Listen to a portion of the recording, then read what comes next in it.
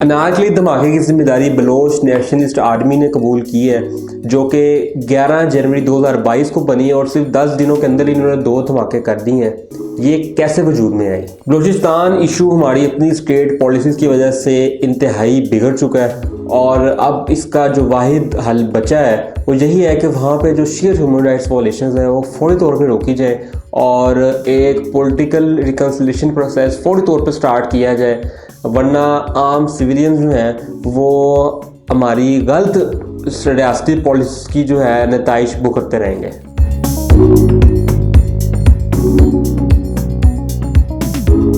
अस्सलाम वालेकुम, दी weekly show में आप सबको खुशामदीद। नाज़रीन, गुज़िश्ता जुमेरात को लाहौर के एक बाज़ार में, जो कि सिर्फ लाहौर का नहीं बल्कि पूरे पाकिस्तान के कदीम तरीन बाज़ारों में से एक बाज़ार है, अनारकली बाज़ार, जहाँ बहुत ज़्यादा रश होता है और पूरे पाकिस्तान से लोग यहाँ शॉपिंग करने आते हैं। वहाँ पे रश के वक्त जो है एक धमाका हुआ, जो कि एक रिमोट कंट्रोल डिवाइस के साथ किया गया और उसके नतीजे में एक बच्चे समेत 3 लोग शहीद हुए और 25 लोग जो हैं वो ज़ख्मी हुए। और इस धमाके के फ़ौरन बाद उसकी रिस्पॉन्सिबिलिटी जो है वो एक नई बलोच मिलिटेंट ऑर्गेनाइजेशन, जिसका नाम बताया जा रहा है बलोच नेशनलिस्ट आर्मी BNA, उसने किया है।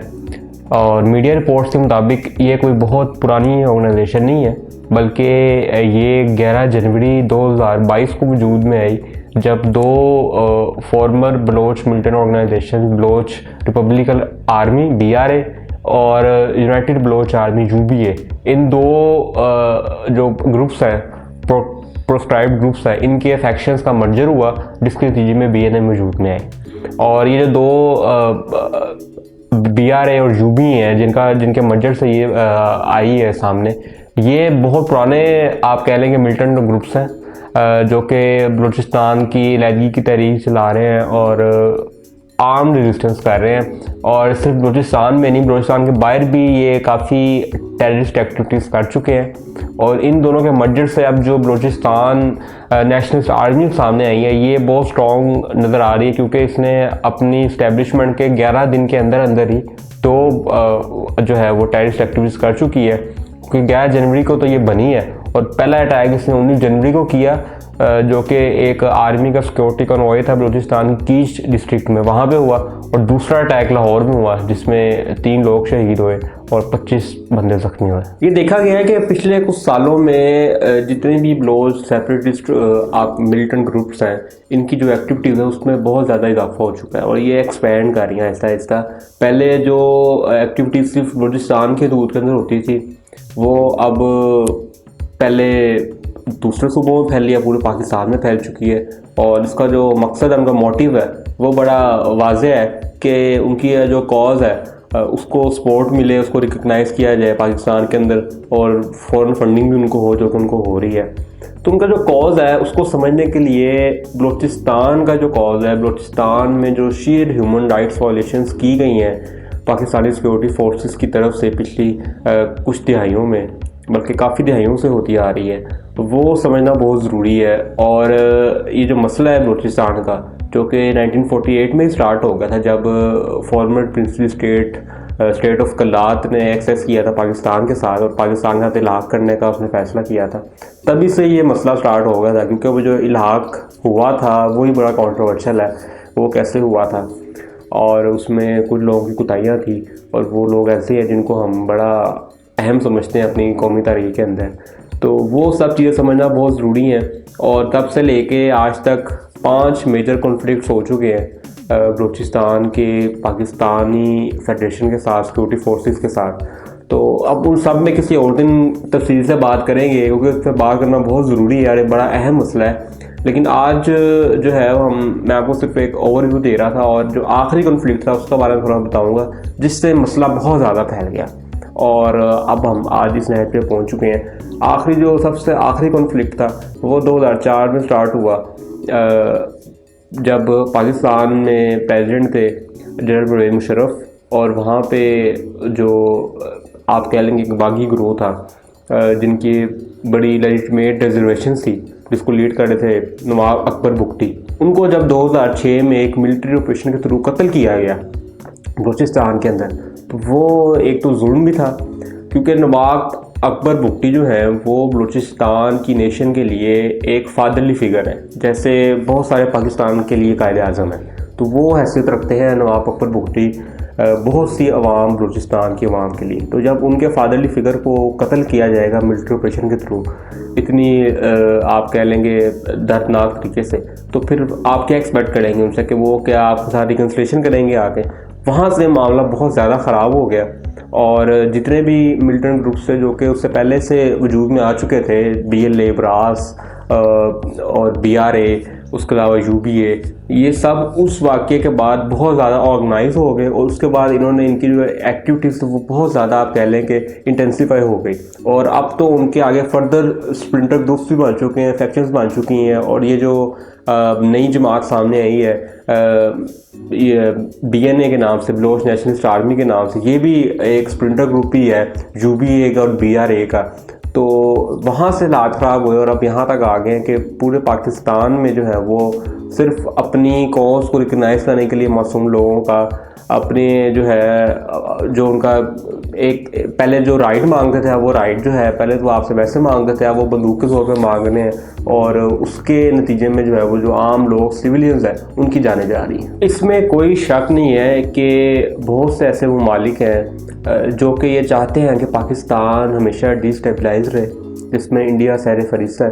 और ये वाइस वर्सा होता है कि पाकिस्तान इंडिया के लिए ऐसा चाहता है, इंडिया पाकिस्तान के लिए ऐसा चाहता है। और ये जब तक हमारी ये जो पॉलिसी है दोनों स्टेट्स की ये चेंज नहीं होगी तब तक ये होता रहेगा। और इसी पॉलिसी के नतीजे में यहाँ पे जो बलोच मिलिटेंट ग्रुप्स हैं उनको सपोर्ट भी की जाती है, फंडिंग की जाती है, उनकी लॉजिस्टिक्स की सपोर्ट भी की जाती है। और इवन इंटरनेशनल फोरम्स पे जो कुछ एहतजाज भी फंड होते हैं जो EU डिसइंफोलैब की रिपोर्ट में सामने आया।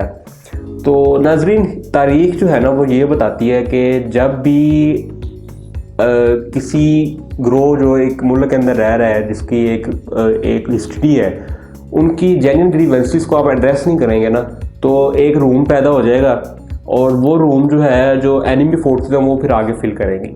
सेम यही काम हुआ था बांग्लादेश का, जो उनको आज़ादी मिली हमसे, मैं इसको आज़ादी कहता हूँ। तो उसका आप अगर देखें उसकी पीछे थोड़ा पीछे जाकर तारीख देखें तो यही था कि उनके जेन्युइन ग्रीवेंसेस थे जो आपने नहीं एड्रेस किए। तो फिर उन्होंने बाहर से लोगों से मदद मांगी और फिर आपने सारा ब्लेम इंडिया पे डाल दिया कि वो आए।